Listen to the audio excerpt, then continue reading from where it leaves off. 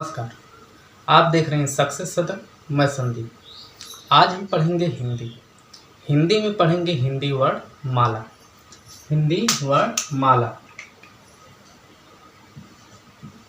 Word माला। उससे पहले word को हम परिभाषित कर लेते हैं।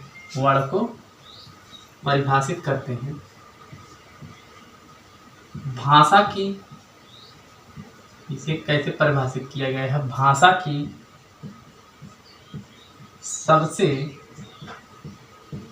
सबसे छोटी इकाई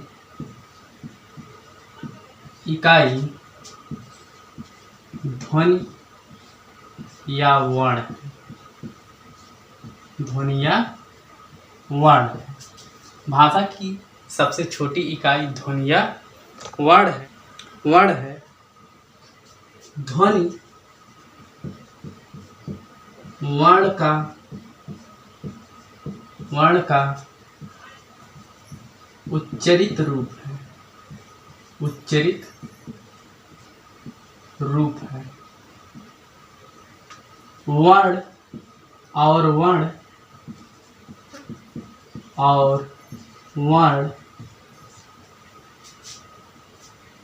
ध्वनि का लिखित रूप है। लिखित रूप है। ये बात समझ गए। अब हम परिभाषित करते हैं वर्णमाला को। वर्णमाला आप किसे कहेंगे? वर्णमाला आप किसे कहेंगे? वर्णों के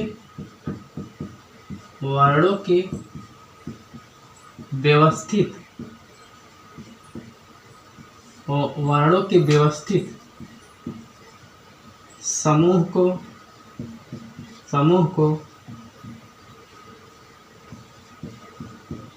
वर्णमाला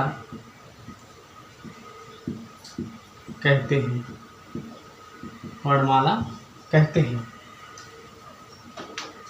वर्णमाला में वर्णों की संख्या, वर्णमाला में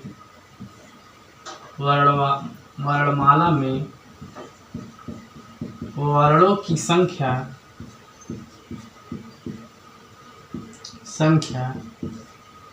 52 होती है। कितनी होती है? 52 होती है। ये बात समझ गए? वर्णमाला में वर्णों की संख्या 52 होती है। वर्णमाला, अगला पॉइंट है आपका, वर्णमाला को 2 भागों में बांटा गया है। 2 भागों में बांटा गया है। वर्णमाला को 2 भागों में बांटा गया है। पहला भाग है वर्णमाला।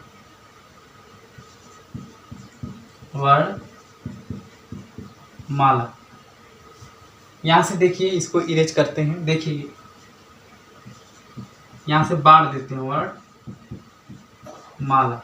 कौन कौन से 2 भाग हैं? एक है स्वर और एक है व्यंजन। ये बात समझ गए? एक स्वर है, एक व्यंजन। पहला वर्ण है तो पहले को हम लिखेंगे स्वर और दूसरा है आपका व्यंजन। अब क्या है इसमें? स्वर किसे कहेंगे? आप स्वर किसे कहेंगे? स्वतंत्र रूप से बोले जाने वाले वर्ण को हम स्वर कहते हैं। स्वतंत्र रूप से बोले जाने वाले वर्ण को हम स्वर कहते हैं। स्वर में वर्णों की संख्या 11 होती है। कौन कौन सी 11 वर्ण होते हैं? देखिए, छोटा है, बड़ा है, छोटी, बड़ी, छोटाऊ, बड़ाऊ, री, ए, ऐ, ओ, औ। ये 11 वर्ण आपके स्वर के अंतर्गत आते हैं। अब बात आती है अंग और आह। ये 2 वर्ण ये दो वर्ण अंग और आह, ये दो वर्ण आपके पहले को हम कहेंगे अनुस्वार, अनुस्वार, अनुस्वार, और दूसरे को कहेंगे हम विसर्ग। अनुस्वार, आहंग को कहा अनुस्वार, आहा को कहा विसर्ग। इन दोनों वर्णों को कहते हैं अयोग वाह, अयोग वाह वर्ण।